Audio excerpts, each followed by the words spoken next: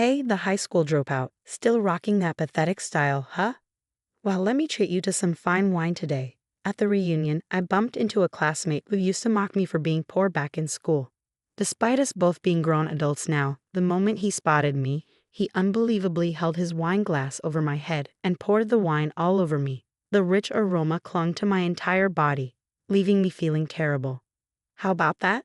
Bet you're thrilled to get a taste of the high life, high school dropout. This guy hasn't changed one bit since those days. I was beyond angry, filled with disappointment. I've made up my mind to sided about what I declared something ruthless to the classmate who mocked me. Then his eyes widened, and his face turned pale rapidly. Well then, let's start my counterattack in full. My name is Kevin. Raised in a typical family with a self-employed father and a stay-at-home mother, my childhood was free from significant hardships. After school, I tossed my backpack and play in the neighborhood park with friends until dusk. But things changed when I entered middle school. My father stopped coming home due to his work. It was normal for my dad to come home after I had gone to bed and leave early in the morning. I just assumed it was normal for him not to be around much. But on his rare days off, he did try to provide some family time, like going for drives nearby or taking us to amusement parks. And then it was just my mom and me. Mom, are you okay? One late night as I got up to use the bathroom, I saw her sighing repeatedly while looking at the household budget book. Yeah, I'm fine. You don't have to worry about anything, she said with a smile. But her face was visibly worn. Lately, there had been changes at the dinner table. The number of side dishes had decreased, and the fruits that used to be a staple were now gone. The lunches she packed for me each morning also changed, mostly just plain rice with a small amount of pickles or simmered dishes. One day, Brad caught sight of my meager lunch and started picking on me. Your dad ran off in the night, leaving your family behind, didn't he? I heard it from my dad. That's why you bring such lame lunches, right? It's hilarious, he said, laughing with his cronies. I was so angry I almost lashed out, but the image of my mom's smiling face came to mind and I clenched my fists to hold back. I don't want to cause trouble for Mom. Brad was the son of the president of Bradley Merchandising, a well-known food company in the area, and was seen by teachers as a model student due to his good behavior. In reality, however, he was a terrible guy who used his father's status and connections to bully others. If anyone stood up to him, they became his target. Fearing this, my classmates gradually distanced themselves from me, turning a blind eye to how I was treated. Encouraged by this, Brad's teasing only escalated, and finally, I reached my breaking point. It was lunchtime as usual. I sat in my usual spot, a secluded corner of the staircase, eating my lunch. Hey, who's Kevin? Brad yelled. Yo, Brad, I replied. Brad approached me with a sneering smile. I usually ignored him, but he didn't like that and took an unexpected action. Typical peasant's lunch looks as bad as ever, he said, reaching for my lunchbox. Hey, what are you doing? I impulsively knocked Brad's hand away. Ouch, you sorry, but he suddenly reached for it. Then Brad snatched my lunchbox and slammed it onto the floor. The rice and leftover meat and potatoes from last night scattered in a sad mess. I pictured my mother's sad face. What the heck are you doing? I shouted, grabbing Brad by the collar. Think you can hit me? You know what'll happen if you do, he said with a smug look, seeing his triumphant face. I lost all restraint. Before I knew it, I was on top of Brad, his handsome face red and swollen, his lips split. Both of us were breathing heavily. You'll pay for this, Brad's voice trembled. Hey, what are you two doing? A teacher from student discipline, alerted by the commotion, yelled fiercely and dragged us to the guidance office. I'm so sorry, my mother said, her face pale, bowing repeatedly. This is unacceptable, causing such a disturbance at school. The teacher with a characteristically shiny face and bulging eyes scolded us. No matter how many times I explained, the teacher wouldn't listen, instead fully believing Brad's fabricated story. Brad, as if nothing had happened, vilified me as a violent person.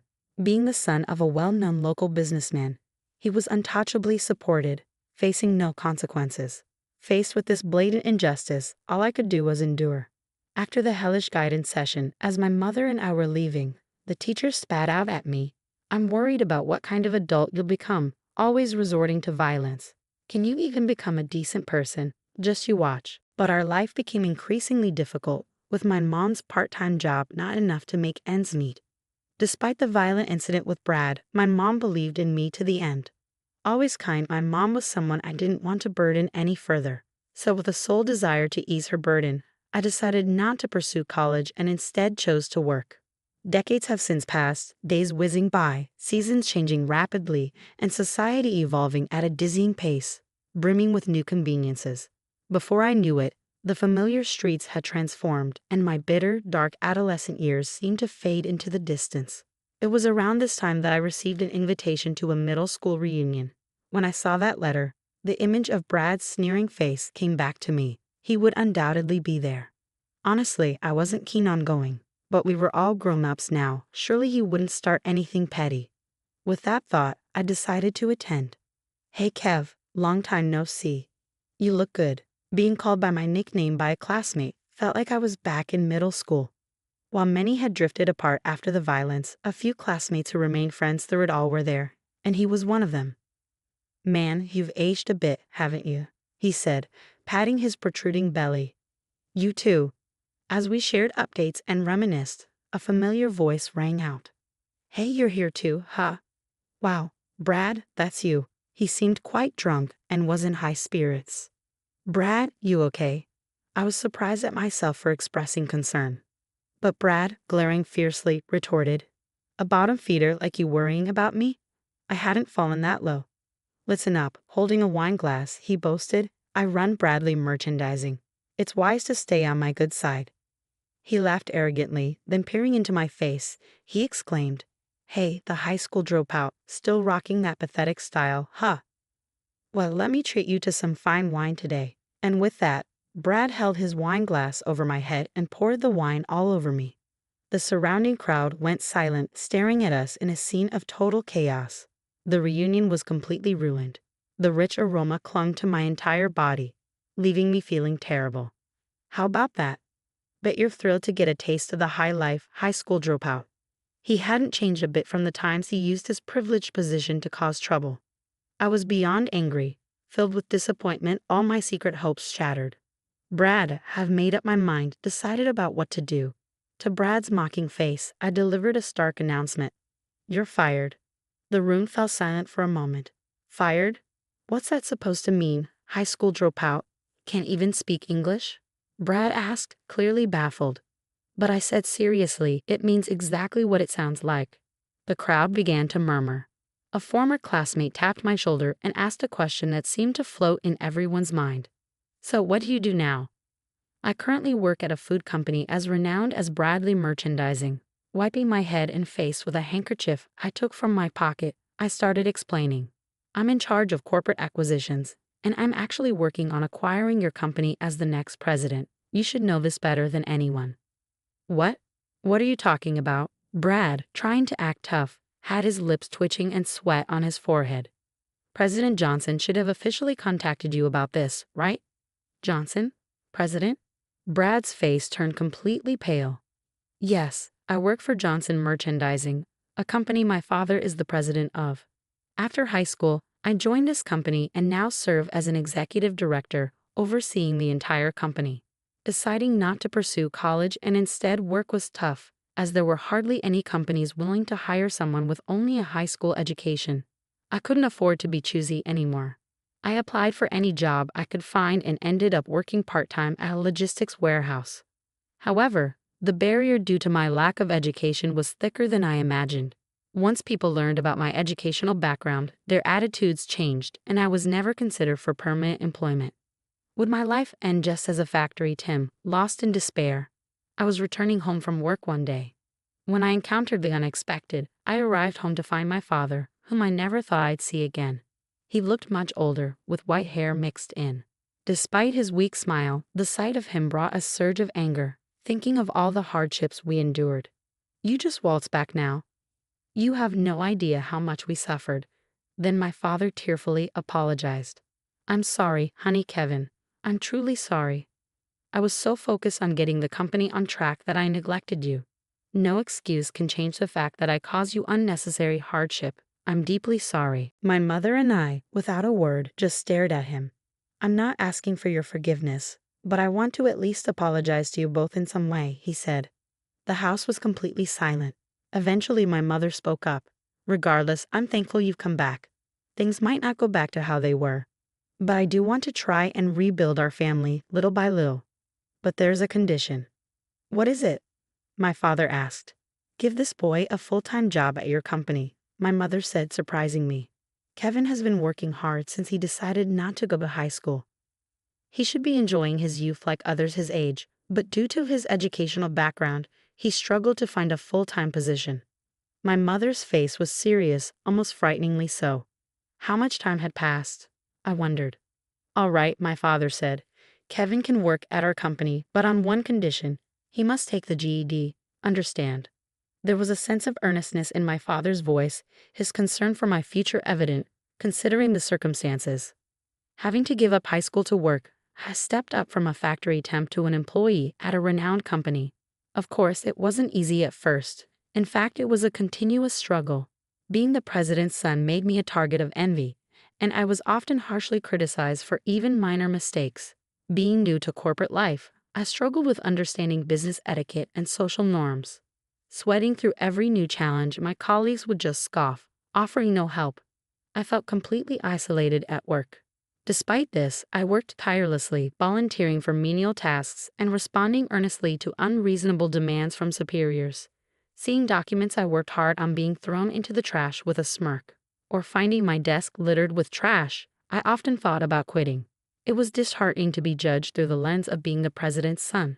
Despite all my efforts, what kept me going was my mother's presence. The mixed emotions she must have swallowed when she asked for me to be hired at my father's company must have been excruciating. For her sake, I had to meet the company's expectations. As I continued to work relentlessly, gradually, people began to recognize my efforts. Slowly, I was accepted as a team member, and this began to reflect in my work results. It possibly provided a healthy stimulus for other employees as the company's sales started to rise year by year. As a result of my hard work, I was recognized and promoted. From this year, I became an executive director, entrusted with important tasks. I have been involved in negotiations for the acquisition of Bradley Merchandising, a company that had been on a downward spiral for several years. Kev, you've made an incredible rise through the ranks. Never thought we'd have an executive director among our classmates. It's going to be awkward just casually inviting you out now. My unexpected identity caused a stir among the crowd. But Brad, still in disbelief, insisted, "Stop lying. I don't accept such a tall tale." Well, it seems your dad, the president, didn't share much about the company's situation with you. It's not surprising you didn't know. But my father was going to make me president. About that, I said, my expression serious. My father instructed me to overhaul the entire management of Bradley Merchandising, from the president down. That's impossible. Brad's face froze. But I didn't have enough evidence to make such a drastic decision. Then I heard about the reunion and remembered. You were supposed to be the next president. I thought it wouldn't be too late to meet and talk here, but as I let out a breath, releasing the disappointment welling up inside, Brad, you hadn't changed at all. Still belittling and blinging others, still full of baseless confidence. That doesn't mean you can fire me. Come on, help me out. We're classmates, right? His attitude had changed drastically from his earlier arrogance, now desperately pleading. But I wasn't going to soften my stance over something like this. I just made a logical decision as a business leader. Running a company isn't as easy as you think, I said firmly, grabbing Brad's shoulders and looking him in the eye. I faced many challenges as the president's son, but I never gave up because this company was my only path. You had more advantages, attending a good high school and graduating from college. It's time you put in real effort for once in your life. Tears held back, my voice shaking as I spoke to Brad, but he just stared back in silence, not uttering a word. A month after the reunion, I stood in front of the Bradley Merchandising building with my father. Today, we'll officially proceed with the acquisition. I had confided in my father the day before, and after some reluctance, he agreed to my terms. We've been waiting for you, said the president of Bradley Merchandising, greeting us as he entered the meeting room, followed by his son, Brad. Bradley spoke of his intentions to have Brad succeed him as president. Now, about the acquisition, he prompted me to start the discussion. But Brad's behavior was appalling, far from what one would expect from a future president or even a professional. I raised my voice. Hey, Brad, are you even listening? This is about the future of the company. You even realize the responsibilities of a president? I don't need to hear that from you, Brad retorted. Then he turned to his father, saying something outrageous. Dad, are you sure it's okay to trust our company to someone who just climbed up using his parents' influence? Brad's suggestion that he was more capable of making beneficial decisions for the company seemed almost delusional. My father, witnessing this, clearly showed a look of exasperation. Even the usually stern face of Bradley grew more severe. Fool. What do you know about our company? He said, his temples throbbing with anger. Brad could only stare back with an expression I had never seen before. Bradley continued unabated by his anger. Kevin's right. Your attitude today is beyond disrespectful. Running a company is not a game. If you're not serious, then leave. Brad's voice was pitifully weak in response to his father's overwhelming presence. The president then stood up, facing us with a serious expression. I apologize for this disgraceful display. I've been too indulgent with my son, expecting him to become more responsible in the workforce. But I was mistaken. I never imagined he would behave so foolishly, especially in such a setting. To you, the executive director of Johnson Merchandising, and you, Kevin, I apologize for his many discordances. As a parent, I am truly sorry. My father then addressed Bradley. Your feelings are clear, Bradley. The once imposing figure of the food company's president seemed utterly diminished. Bradley, with a desperate look, continued, President Kevin, we need your help to save Bradley Merchandising. We no longer have the strength to continue on our own. If we come under your company's wing, I will step down from all my management roles, and the same goes for the entire board. But please keep our employees, our precious staff, without letting anyone go. With that, he bowed so deeply his forehead nearly touched the table. I looked at my father, who seemed deep in thought, his eyes closed. Dad, I murmured quietly. He nodded solemnly. Bradley, I began, yes, I see how much you care about your company. Given that, let's give you another chance to turn things around. Brad and his father looked shocked. Yes, a chance. If you genuinely care about your employees, there's still something to be done. We'll support you as much as we can. If that fails, we have no choice but to take over completely. Kevin, how can I ever thank you? Beside his tearful father, Brad looked completely drained, as if all the strength had left his body. I continued speaking, glancing between the two. I've always resented my father, I began, causing a look of shock in Brad. He neglected our family under the guise of work, forcing me to give up high school. I aimed to prove him wrong. But my mother, who suffered the most, forgave him. I still vividly remember my mother's resolute face when she chose to forgive. At first, I couldn't understand her. But now I get why she decided to forgive. She taught me the importance of it.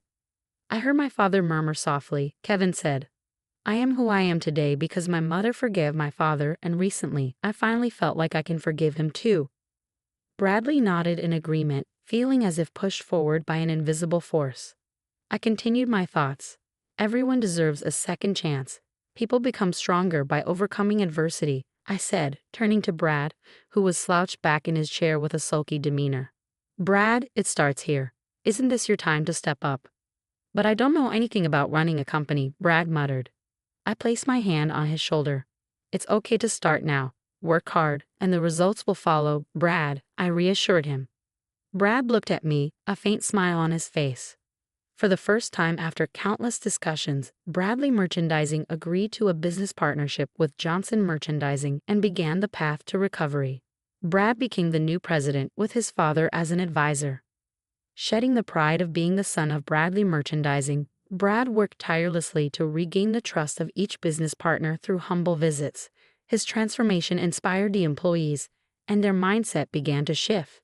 The company, once complacent under the guise of a large corporation and marred by internal power struggles, saw employees stand up to the challenge. Sales put more effort into their work, and the administration focused on creating a welcoming environment for business partners. Brad notably enhanced working conditions by revising inclusive welfare policies and eliminating exclusive systems, contributing to a significant turnaround for the formerly struggling Bradley Merchandising. Encouraged by the changes in everyone, including Brad, the company's sales gradually climbed like ascending stairs. This year, we were even able to provide bonuses to all employees, albeit modest ones.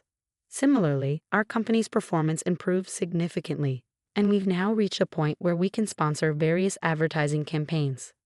The reunion became a catalyst for rekindling friendships with classmates, I reflected. Initially wary of Brad, they were now impressed by his transformation, sharing jokes and laughter. "Hey, can we drop the president title when we're off work?" I teased. "It's just a habit," Brad said, scratching his head in embarrassment. "Then at least call me by my old nickname when we're not working." I forgot what it was. "You used to call me that all the time." "Can't believe you remember that," Brad said, feigning exasperation. "All right, how about this? From now on, every time you call me president, you owe me a drink," I proposed with a smile. "That's a good idea." "Okay, Kev," Brad agreed, stopping in his tracks and calling me by the nostalgic nickname. "Thanks, Kev." Human nature tends to cling to negative emotions, and I've been no exception. I resented being looked down upon for being a high school dropout and felt bitter about my social standing. If I hadn't forgiven my father, I might not have reached out to Brad and others. Despite all the harassment from Brad, I couldn't give up on him. Remembering my own struggles, I realized that people who overcome hardships can face any challenge ahead. If you strongly desire to start over, you can change from that point. I plan to lead the company humbly, navigating the challenges of business with dedication alongside my valuable friends and colleagues.